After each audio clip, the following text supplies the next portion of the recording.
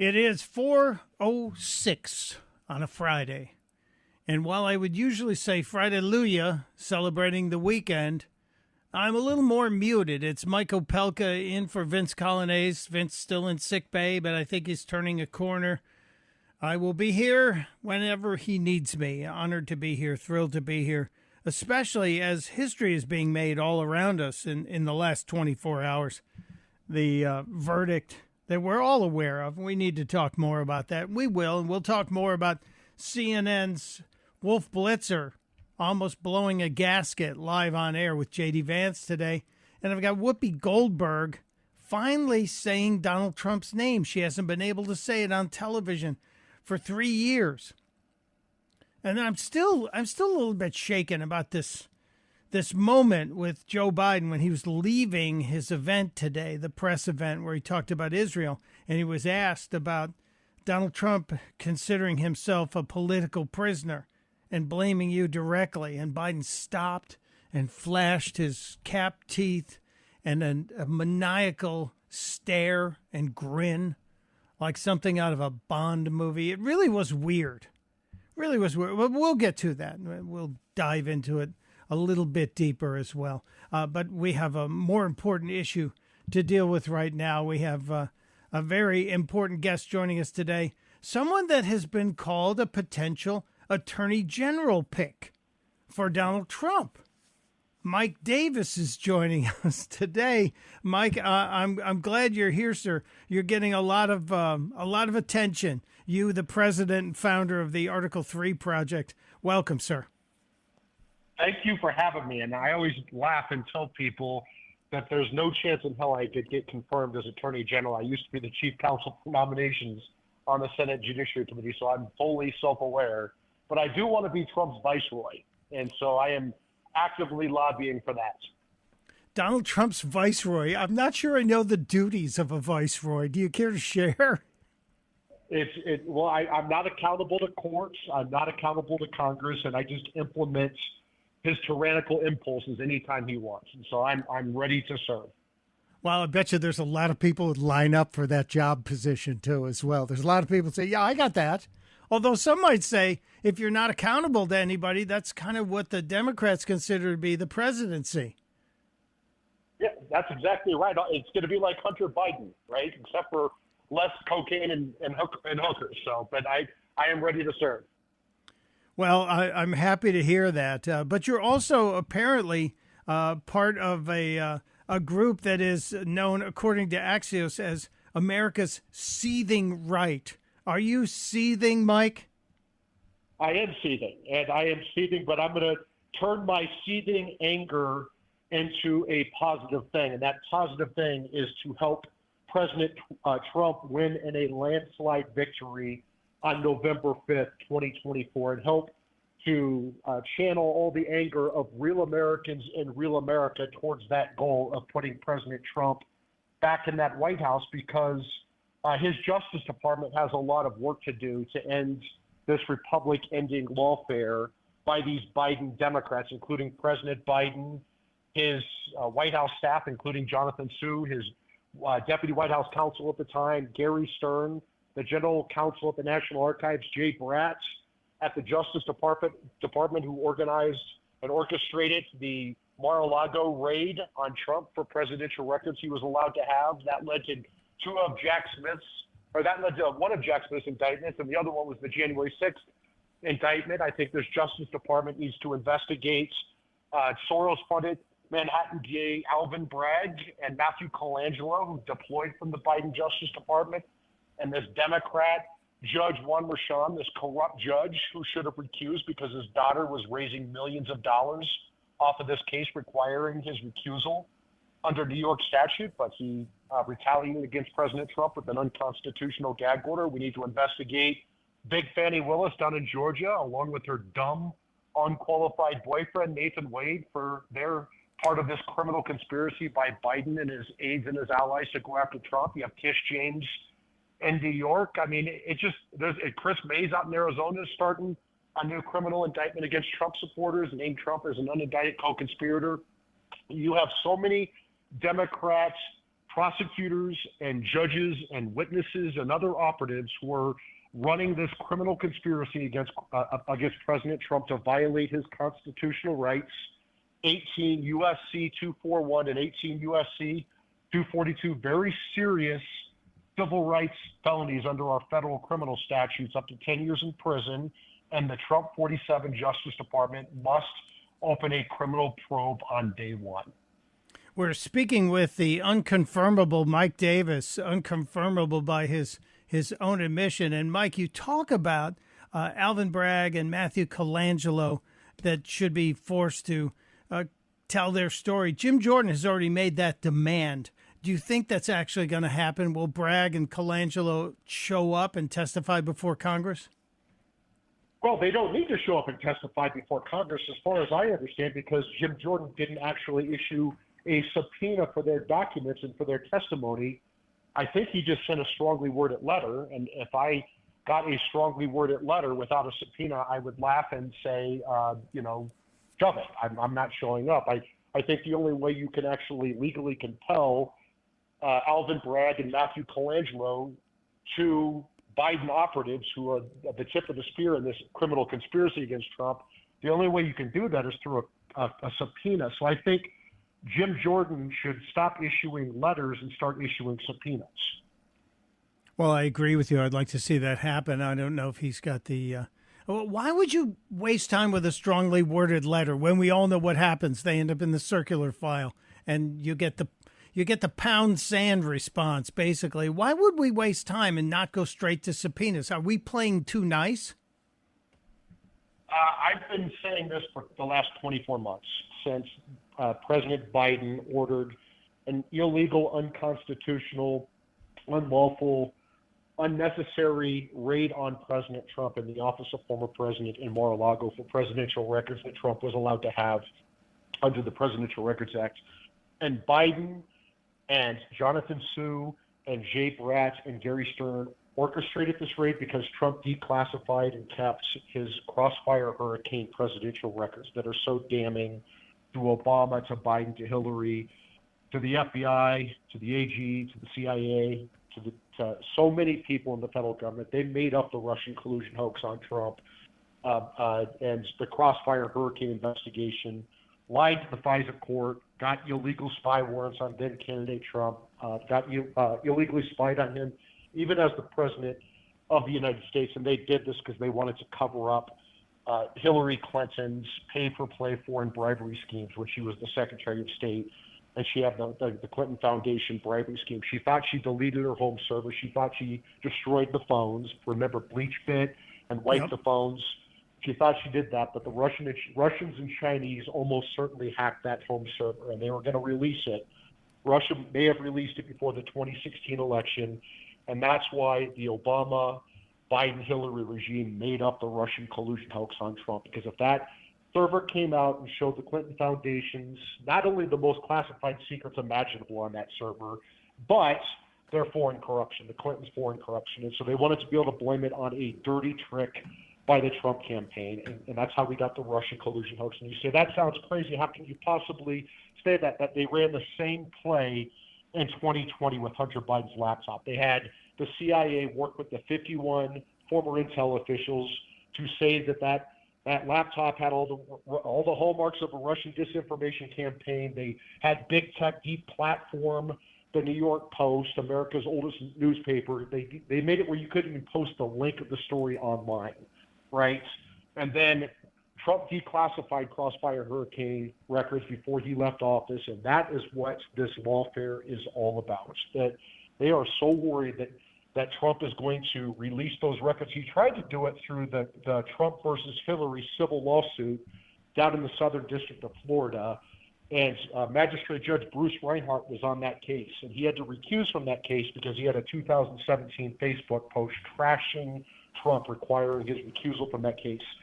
6 weeks later, guess what? We had the raid that Ms. Reinhart, who had just recused on this case, ordered, with Jay Bratt, with Gary Stern, with Jonathan Sue and the Biden White House. That's what this lawfare is all about, is they are so scared these Crossfire Hurricane records are going to come out, and they keep piling on with with criminal indictment after criminal indictment after criminal indictment. They would rather see Trump die in prison than face Trump on November 5th, 2024. And God forbid he gets back into the White House and releases these Crossfire Hurricane records. Because Crossfire Hurricane is probably the biggest scandal in American history. And that's a pretty big claim that Crossfire Hurricane is the biggest scandal in American political history or in all of American history. Talking with Article 3 Project founder Mike Davis. Now, Mike, you have said publicly what you want to do with the project is to take off the gloves and put brass knuckles on in the fight against lawfare. What's the next step? Is it trying to encourage attorneys generals in Florida and Georgia to go after Democrats for election interference against Donald Trump? Yeah, I said I wanted to take off the gloves, put on the brass knuckles, and then break their glass jaws. So I want to include that part. So okay, yes, we need to. I'm sorry I left that out. Yeah, that's the most important part. So yes, we absolutely need to fight back against this lawfare. That these are illegitimate, lawless, crime-free indictments against President Trump. They still do not know what the crime is against President Trump in New York after a multi-week trial. These bogus jury instructions where you just ignored the law, and this judge told the jury they don't even have to unanimously agree on what the second crime is that somehow transforms a bookkeeping misdemeanor. It wasn't even a misdemeanor because a legal expense is a legal expense, and these were in his private books, not his business books. And how can it affect the 2016 election for a 2017 bookkeeping entry? How does that affect the 2016 election? But putting all that aside, look, there are real crimes that President Biden and his allies have committed, including this criminal conspiracy against rights, and we need to start fighting back. We need House Republicans to do more instead of strongly worded letters. We need subpoenas for documents. We need subpoenas for witnesses. We need staff depositions. We need public hearings. And these state AGs like Chris Carr, the Attorney General down in Georgia, and then the Attorney General down in Florida should be doing more. They should be opening their own criminal probes on this criminal conspiracy where these overt acts of this criminal conspiracy, major overt acts, are happening in the courtrooms right now in Florida and Georgia. Well, Mike, why don't those happen? Why don't those investigations happen? The Democrats don't seem to have a problem opening up investigations on the flimsiest of premises when we have serious legal standing. Why don't those AGs open up investigations? Well, I think that's a very good question to ask Georgia Attorney General Chris Carr and Florida Attorney General Ashley Moody.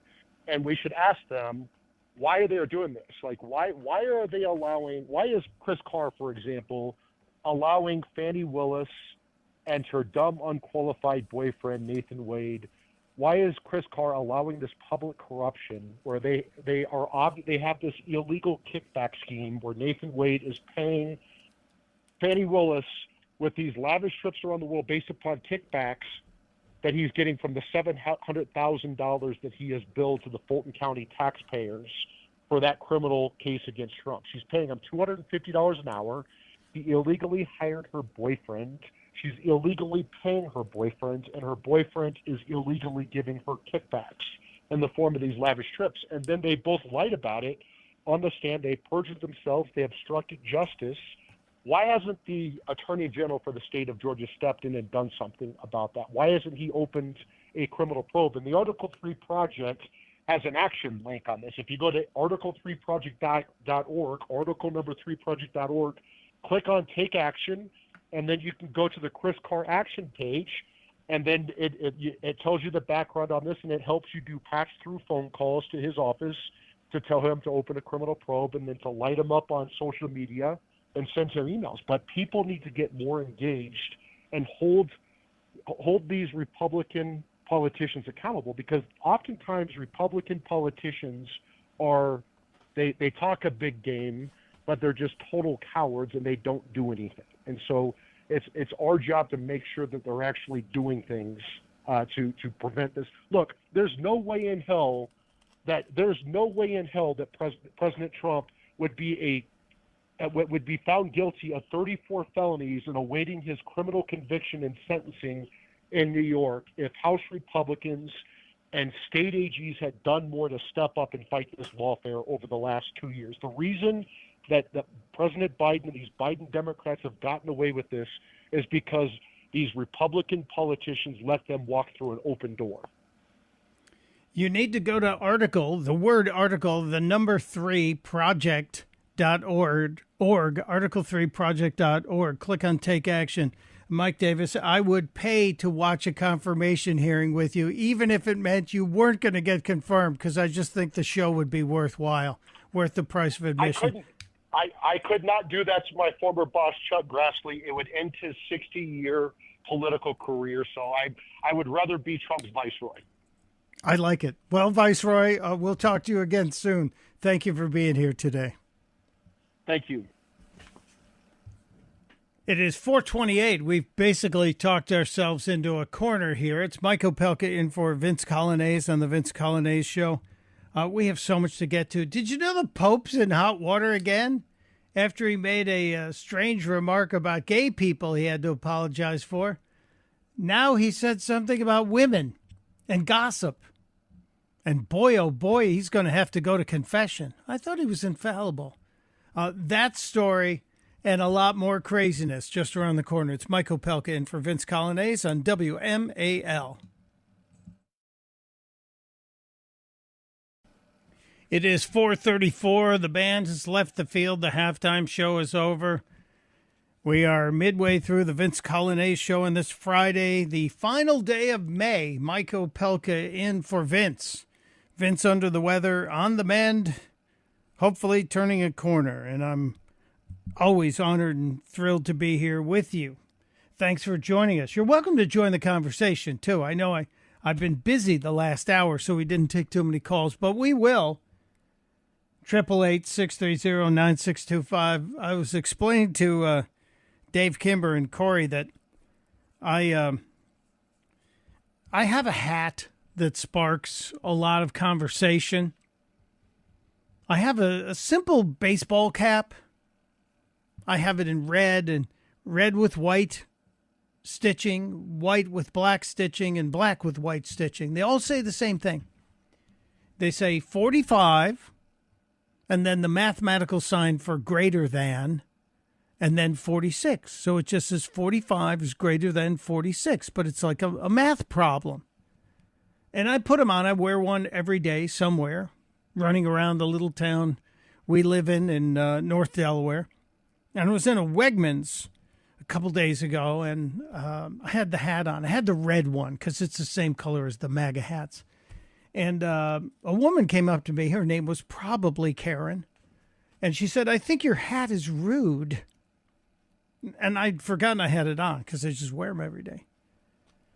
And I said, "Excuse me?" She goes, "Your hat is rude." So I took it off and looked at it. I went, I'm sorry. You're not a golfer, are you?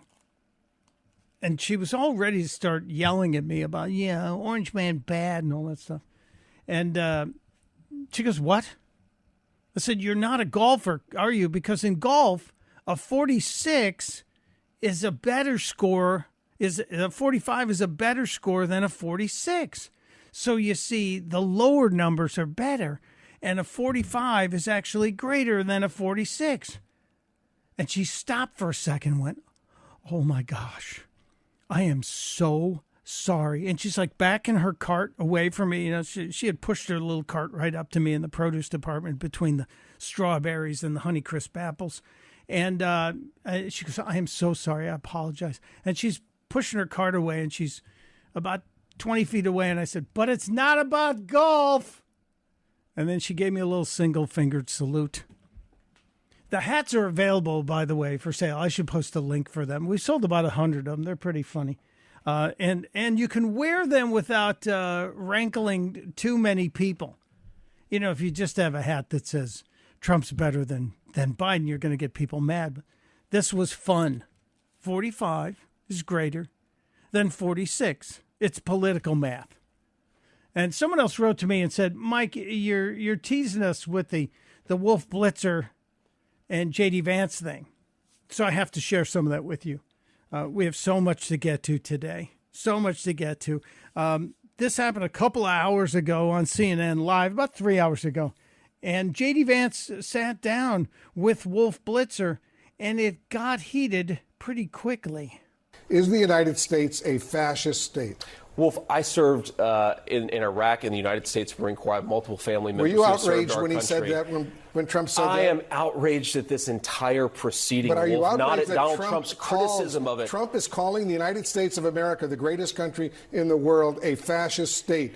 Are you okay with that? After the President of the United States Are you uses okay the with power that? of the... I have to stop this for a second. Did Wolf Blitzer get Caitlin Collins' coffee mug? Because he certainly... I've never seen Wolf this animated. He was upset because Donald Trump said America's become a fascist state after he was treated that way, and he's allowed to say that. We still have a First Amendment here, at least unless your name's Donald Trump and you have a gag order. But Wolf couldn't get past this. He came into this interview with J.D. Vance to say, are you upset that Donald Trump used the word fascist? The greatest country in the history of the world. He called it a fascist country. And it goes on. There's more. Courts and his power as agree with president him that we live in a fascist throw state? his opponents in jail. I think this is disgraceful. I don't care what you That call Trump it, is Wolf. disgraceful? Is that what you're saying? I think this proceed. This is so funny. Wolf is grasping at anything. So you agree with him that we're in a fascist state? And J.D. Vance says, I think this is disgraceful. So you think Trump is disgraceful? Is that what you're saying? You think Trump is... I've never seen Wolf Blitzer like this. This legal proceeding is disgraceful. But Wolf, what about and I Trump don't calling care. our country a fascist They're state? trying to throw him in prison for a He's paperwork convicted violation, Wolf. by his peers. After other the New Yorkers. after the judge gave those jury biased instructions, after that judge donated to Donald Trump's political opponent, of course he's going to be frustrated, and he has every right to be. I don't care what you call this, but this is not the America that I know and love. I thought this was pretty darn good. I was very impressed by J.D. Vance and his eye makeup. I thought he handled that very, very well. That was really well done. And Wolf Blitzer, I just don't know where that came from. What happened to Wolf Blitzer? Wolf, show me on the doll where Donald Trump hurt you.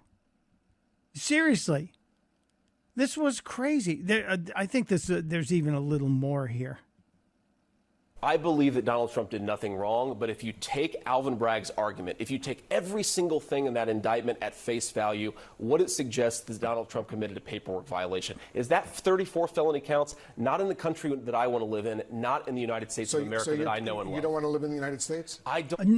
Another grasping at a moment there. So you now don't want to live in the United States? J.D. Vance says he doesn't want to live in the United States. Oh, the horror of this. Wolf Blitzer, what happened? Want to live in a New York sham prosecution. I would not live in New York State right now. Absolutely, I wouldn't. Wolf. Yeah, I wouldn't either. I moved out of New York. My wife and I, as I've said in the past here this week, that my wife and I, in fact, lived in New York City for just about 30 years.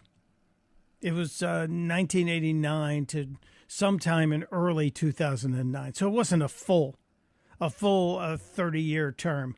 But we certainly did spend a lot of time. And I wouldn't go back right now. Wouldn't go back at all. I'm not alone in my thinking on this. I think it's important for us to point out the truth of what's going on every single day. And this audience understands it too. Teresa is calling us. Teresa is in Olney. Hello, Teresa. Welcome to the Vince Coglianese Show. Hi, Mike. Happy Friday. This is an amazing day for me because I get to shout out to all my WMAL friends the second time today because I was on with Chris. Oh, my. Congratulations. It's a great day because I have my grandson with me. He listens to all of you all day long with me. He will be 8 months old. Very good. So he's learning lots of great, patriotic things with you all day. And I wanted to share with you, maybe some of you all didn't hear it, but I had a friend that shared that she celebrating with cupcakes because of the conviction. Last night she had 34 cupcakes that she was sharing with people. And I shared on my page this morning that she should, I didn't mention her name. I was being nice, but I said that she, folks should listen to WMAL and don't celebrate this awful conviction. And that I just wanted to give a shout out to the great WMAL. So maybe, this is our way of vocalizing, like getting the truth out there to people who really need it desperately.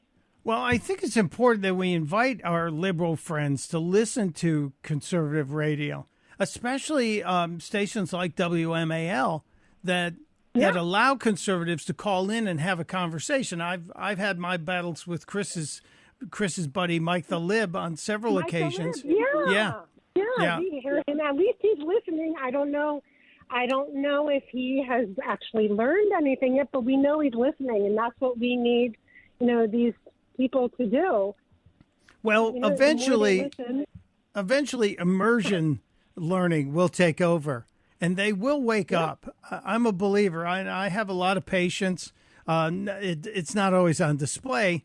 But Teresa, I have a question. Your friend with the 34 cupcakes, aren't they concerned about the diabetes and too much sugar and isn't it the government that's always telling us we shouldn't be eating all of that stuff? Shouldn't they be eating like cricket cupcakes?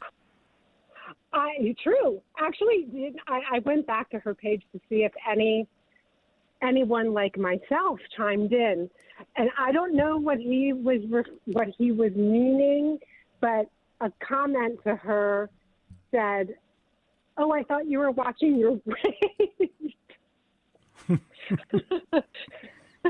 So I don't know if he didn't like her post or what it was, but she sort of I don't think she liked that comment. I think that's brilliant. I'm sorry. I thought you were watching your weight. 36 cupcakes seems a little excessive, madam. Yeah, it was funny. So I enjoyed that comment. But Teresa, enjoy your grandchild. It's great that you have the ability to have a sense of humor about this. If we don't, we'll all go crazy. And I think we just have to keep soldiering on and moving forward. And that's what I like to poke the bear when I wear my 45 is greater than 46 hat. Oh, that was the best. That was the best story ever, Mike. Thank you for sharing that. I wear my Let's Go Brandon t-shirt to the grocery store, and I've had a couple of people come up to me and go, "I like your shirt." I'm like, "Yeah, thanks." Yeah, they're hidden conservatives. We need to pull them out of the closet. Teresa, God bless you for being there. Thank you, and have a great rest of your weekend. Appreciate you so much. Take care. Thank you. I got to talk to William in Manassas. William, welcome to the Coglianese show with Opelka sitting in. How are you, sir? Oh, I'm doing well. How are you doing? I'm good. You tell me. You're the guy who's tuned in. Are we holding up the fine standards here? So Robert F. Kennedy, he's running as independent against both Trump and Biden for president, but he recently came out and denounced the conviction as political, saying that that Democrats know that Biden can't beat Trump in in November, so they have to beat him in the courtroom first. Yeah, well, Kennedy said something that caught my eye in that same moment when he said that I got to get this quote correctly because I don't want to be accused of misquoting him. He said, "You can't save democracy by destroying it first," and I think that's a fairly accurate comment. Yep, that's completely correct. And Kennedy said, "Hey, Kennedy said that he thinks he should be president, not Trump, but he wants to actually let the American people decide, not have some carefully picked jurors and a judge decide." Yeah, his post went on to say Democrats are afraid they will lose in the voting booth, so instead they go after President Trump in the courtroom. And I think this is a guy who's got some clarity and honesty about him. He's also really, really, really liberal. So I tell everybody who keeps saying, well, maybe that Kennedy guy. No, don't be fooled. Do not be fooled. He's a super liberal. And God forbid, because some folks are saying we should take him as a vice president. No, No. That's as bad or worse than Tulsi Gabbard, which a lot of people are still talking about. So, yeah, it's a very interesting point that Robert Kennedy, who the Democrats have done everything they can to kill him, they dragged his own family out on stage in Philadelphia to talk about how terrible he was. Can you imagine? That's how frightened they are. They're not talking the issues. They're trying to destroy anyone who would dare stand up and offer a choice. It's a fascinating time to be alive, William. I appreciate you. Thank you, sir. Thanks. While we're still in Manassas, let's grab one more call here because I was called short in the previous hour. Kevin is in Manassas. Hello, Kevin. How you doing? Good afternoon, Michael. You are a fine fill-in. I know you are a professional radio guy because you fill in for a lot of people. I listen to you a lot when you fill in, and you do an excellent job, sir. It's a pleasure to Thank speak you. to you. It's very kind of you. I'm one of those people that doesn't have a home. I'm the Cato Kalin of talk radio. I'm in everybody's pool house, just waiting for the chance to jump in. I mean, WMAL has great hosts, and I always wonder, because I've heard you, fill in for other people like Chris and stuff, and you do a great job all the time. And I wonder, why don't they give you your own show here? If you have your own show in Chicago or Delaware or whatever, I don't know. But now it's a unique thing. I'm an odd duck. I'm kind of this lone gunman that's just waiting for. And there's enough work, Kevin. I didn't pick up your call to talk about my crazy career, but I work full time. I work full time, part time. Let me get to what I talked about. Though I told Corey, because I'm Kevin in Manassas. I bring the fire, and last night I was full of fire. I got halfway up to Texas Tower, Mike, and I called my mom. My mom is she's about to be 75 years old. She's the most Christian person I've ever known in my life. She's always lived the Christian life and lived an example the best as a human can. And she talked me down. She told me, Kevin, she said, God is still in control. I don't care what a judge, I don't care what a court, I don't care what anybody says. And come November, and actually, Mike, her birthday is November 5th. Wow. And come November 5th, God is going to have the last voice. And like I told Corey, the call screener, when I saw the news last night, it actually brought tears in my eyes that they shut the networks down with donations to President Trump last night. And that is the good Lord speaking to America, in my opinion. And we have to get our house in order. We need to support Israel. We need to start teaching the Word of God again in our schools and teaching our kids to respect people. And we need to stop the nonsense, or we are going to be judged one day. But like my mom said, God is still in control. Everyone, we're all going to calm down. We're going to put a smile on our face because in the end, we win. Thank you, Jesus. Kevin in Manassas, bringing the truth, and thank your mom. She certainly brought it correct to you last night. We appreciate you so much, Kevin. Thank you, sir. God bless. It is 4:56. We're almost out of time on the second hour. It's Mike Opelka in for Vince Coglianese here on WMAL. Vince is on the mend. He's getting better, but I'll be here as long as he needs me to be here. I was just wondering, what time is it on the moon? Seriously, what time is it on the moon? I mean, we know what time it is here. We know Eastern time zone, Central, then Mountain, then West Coast, and we have the Pacific time zone, and of course Alaska and Hawaii have time zones. But what time is it on the moon? That we're actually working on that. Someone's spending your money to create a lunar time zone. And while I'm worried it's a waste of money, I'm also fascinated because I would like to quote lunar time to people. It's just kind of a crazy question. We'll get into it. So much more in the third hour. It's Opelka in for Coglianese on WMAL.